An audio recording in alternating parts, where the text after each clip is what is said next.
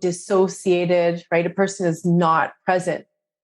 So bringing yourself back to present, taking some deep breaths in through the nose and out through the mouth, and just noticing your body, noticing what's there right now. And so then you start to notice, oh, when that happened, it triggered this rush of energy over my back and down the front of my body. What is that? That's anger, or that's fear, or what is that? Now I notice panic in my heart, but starting to notice what is the mechanism that takes place. So when you reverse engineer the trigger mechanism, then you can start interrupting that pattern.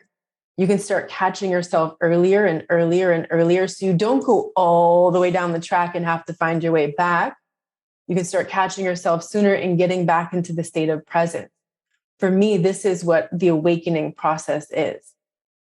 Do you have an emotion that you're a little less likely to go to than the others? I'll say that for me growing up, my place in the family was to be Superman and to save my mother. And so I learned to be fearless. And boy, has that paid off for me really well, right? In many ways. But on the other hand, I'm missing something.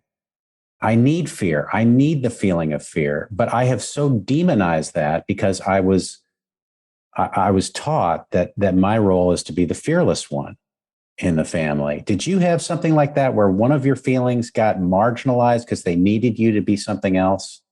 It was the anger. I'm not allowed to express anger. So then in my adult relationships, I would get treated poorly and I would suppress and suppress and suppress the anger and act like it was okay and normalize and rationalize and minimize, right? And then eventually I had to deal with all that. Well, that's fascinating because that feels like a lot of what the world is going through right now is they don't have permission to feel anger. I will say this though, about this current revolution that we're doing is I've been shocked that there hasn't been more violence. Not that I want violence, but I am just amazed at this revolution as a spiritual revolution based on love. And we are going to hold people accountable, but we're not going to kill anybody, for God's sake.